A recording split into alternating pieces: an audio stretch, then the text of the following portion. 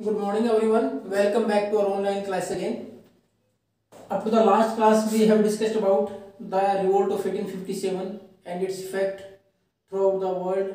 Different princely states and provinces who took part in it, different kings and their subordinates or their military commanders who fought the war bravely and ultimately the Britishes fight back. फिर बाद में हमने देखा Britishers ने वापस fight back किया. They control the system with in 2 years.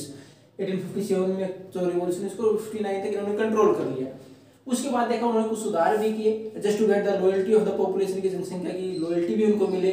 जमींदारों को राइट्स वापस दे दिए गए जमीन के ऊपर कि आपके अधिकार वापस दे दिए जाएंगे. उसके बाद जो रिलीजियस हमारे यहाँ कस्टम्स थे उनके अंदर इंटरफेयर करने से मना कर दिया था कि हम इससे आगे कोई इंटरफेयर नहीं करेंगे. तो इस प्रकार उन्होंने सोचा कि क्यों न वापस इनकी लॉयल्टी प्राप्त की जाए, कुछ व्यवस्था में चेंज किए जाए, कुछ बदलाव किए गए. लेकिन ऐसा नहीं था कि 1857 की रिवोल्ट अचानक से हो गई, इससे पहले कोई प्रिपरेशन नहीं थी. उससे पहले भी कुछ इस प्रकार का एनवायरनमेंट बना हुआ था ब्रिटिश पॉलिसी की वजह से, जिसकी वजह से कि उनके खिलाफ इतनी बड़ी रिवॉल्यूशन हुई. एक छोटा सा एग्जांपल है, केस स्टडी दे रखी है, आप उसको एक बार रेफर द बुक को पढ़े. मैं केवल थोड़ा सा ब्रीफ में बता देता हूँ. ये खुर्दा ये जगह है कहाँ, उड़ीसा के अंदर.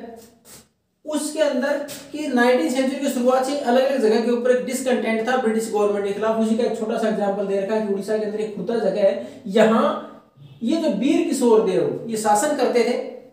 एक राज्य था उनके पास, उस राज्य के अंदर लगभग 100 गढ़ यानी 100 तो जहां उन्होंने फोर्ट बना रखे थे, बड़े प्लेसेस बना रखे थे.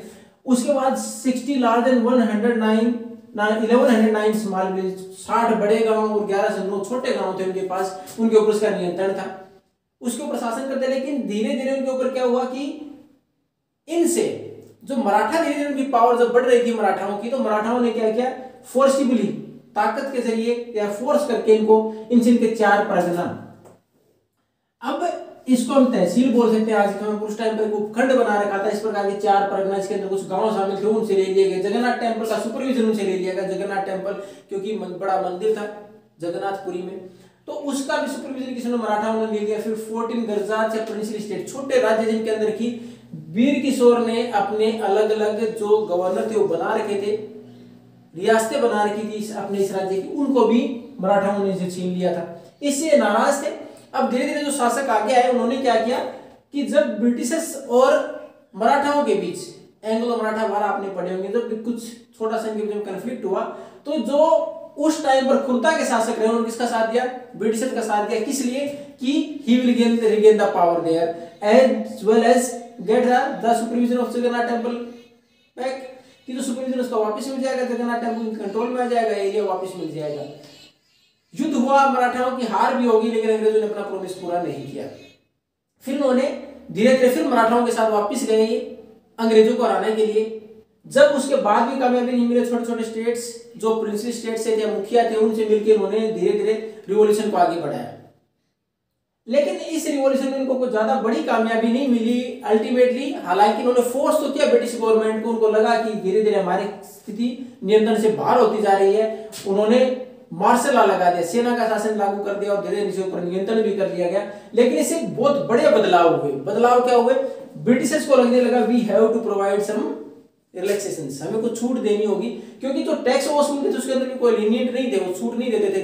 और जबकि उड़ीसा जो रहा है वो क्या रहा है कि हमारे यहाँ से हमेशा डिजास्टर प्रोन रहा है, कुछ ना कुछ प्राकृतिक आपदाएं आती रहती हैं, साइक्लोन्स वगैरह आते रहते हैं. तो उससे कई बार अगर हो सकता है कोई ड्रोट सूखा आ जाए, फसलें नहीं होती, फिर उसके बाद उसको रिलैक्सेशन नहीं देते थे.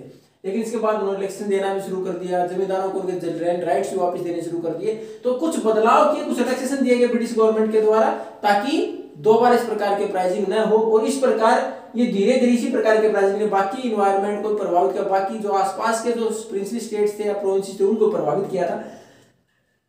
तो ऐसा नहीं 1857 की रिवोल्ट अचानक से हुई थी. छोटी केस स्टडी दे रखी है, you are supposed to go through the book also, refer the book also. ये इस प्रकार था कि किस प्रकार पहले भी इस प्रकार की रिवोल्ट हुई थी, जिन्होंने कि बाकी इंस्टिगेट किया, प्रोवोक किया और एक माहौल तैयार किया आगे की रिवॉल्यूशंस के लिए, जैसे कि 1857 की रिवोल्ट हुई. It's our last topic in this lesson. ये सेशन का हमारा लास्ट टॉपिक था.